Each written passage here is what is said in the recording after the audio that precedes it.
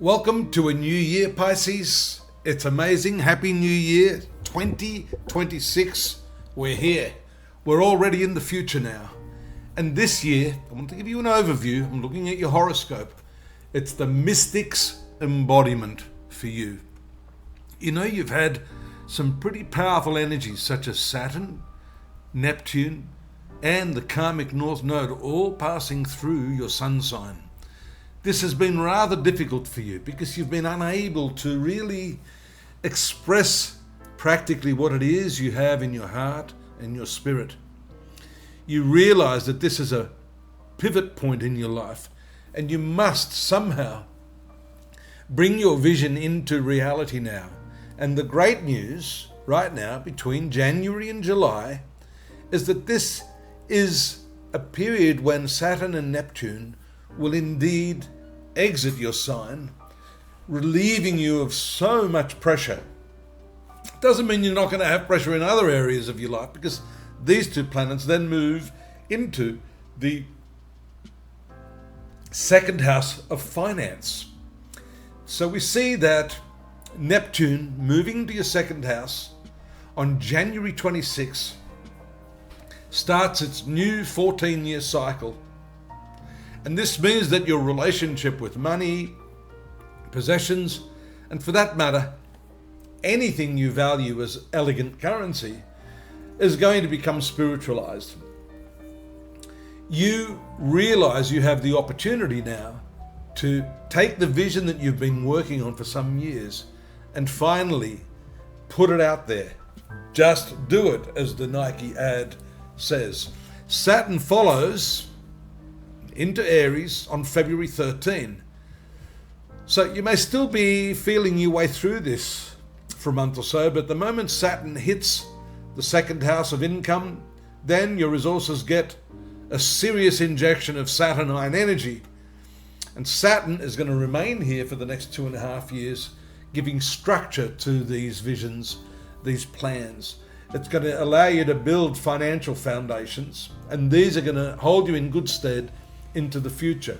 There's a perfect conjunction of these two planets on February 20, and that means that is the moment when Saturn passes Neptune and is able to do its practical, down-to-earth work without the confusing edges, if I could put it that way.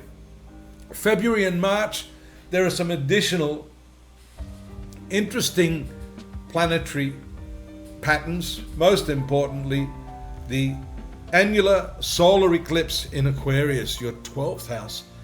And that's precisely where Neptune has been hovering for some time, allowing you now after March to cleanse yourself of the past.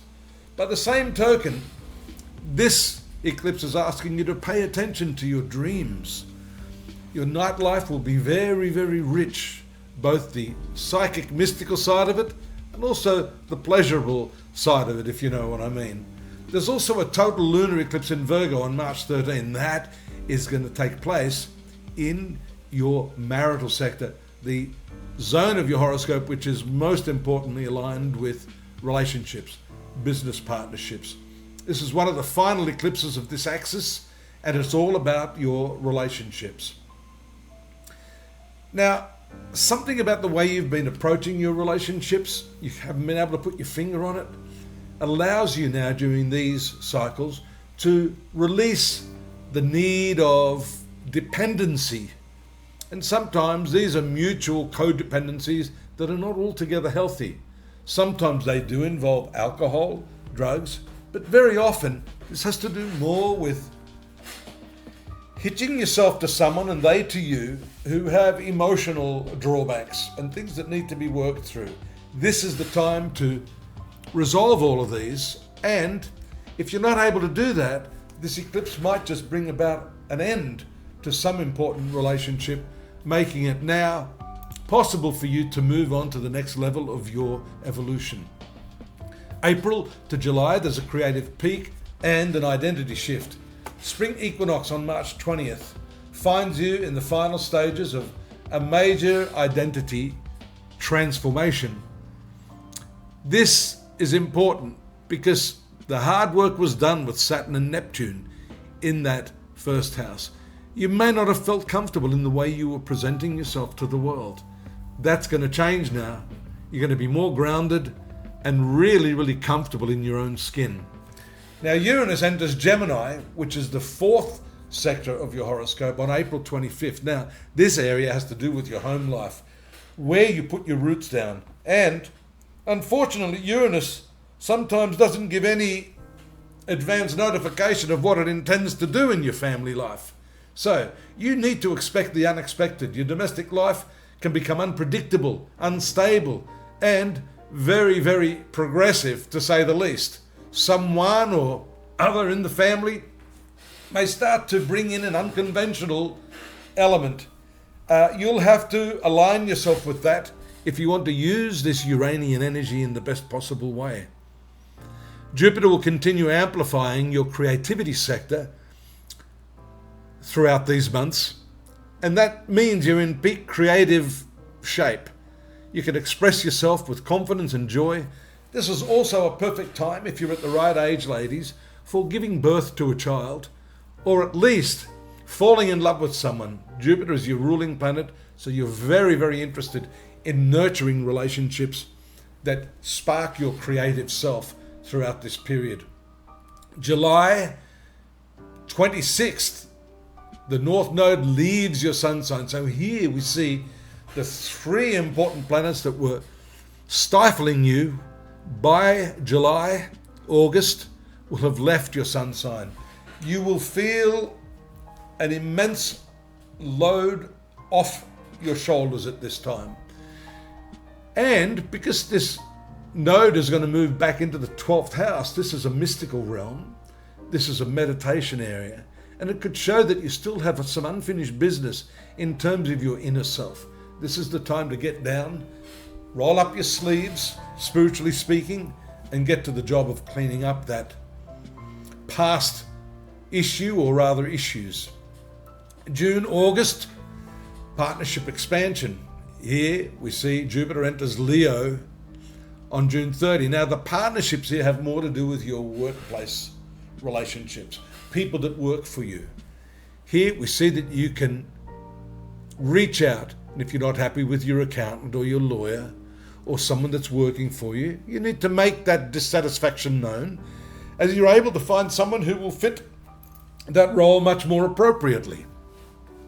There's also a total eclipse in this sector. That takes place on August 12th. And having the South Node also transiting at the same time that the North Node moved to your 12th house, means that there's a spiritualization of the work, an understanding that your day-to-day activities, minute by minute, are what express your spiritual value, not necessarily just sitting there doing your meditation or prayer. This is where you infuse your daily activities with this spiritualization. There's also a partial lunar eclipse in Pisces, your sun sign, on August 28. Here again, it's coming back into the emotional side of your life. Your identity is shifting, and you're aligning all of these components of yourself so that you become a more integrated person. September to December, spiritual depth and practical service are indicated, with Jupiter in Leo continuing to expand your working life through to the year's end.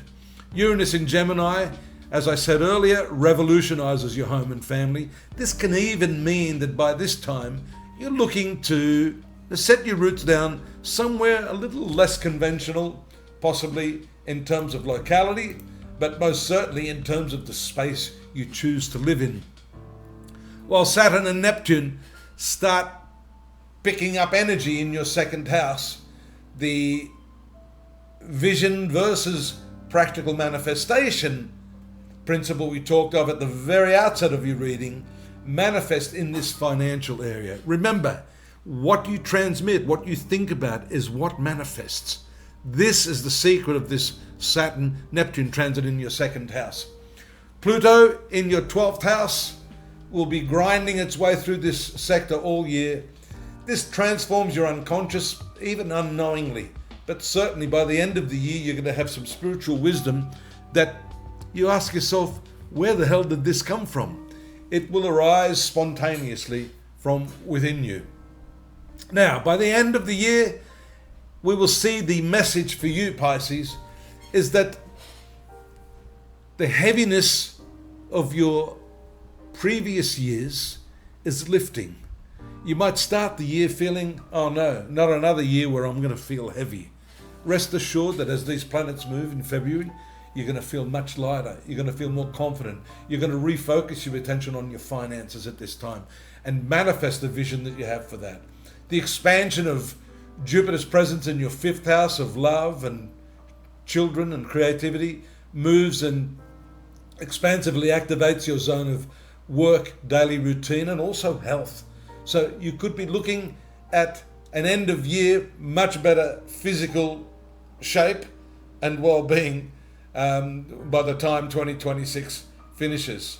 So it's an eventful year for you. It's a year in which you break through those shadows, those weights that you've been going through for the past few years into a new vista, an opportunity to really start making headway on the practical level and manifesting those dreams. I'm going to be here every month. I hope you'll join me. I'm going to get back to my video. I haven't been able to sit down too long with I've got some sort of nerve damage in my arm, so that's the reason I haven't been able to sit too long at the desk. But I'm sure when I'm back, we'll be able to have a face-to-face again. I look forward to your company. Again, Happy New Year. Stay safe. See you soon. Bye-bye.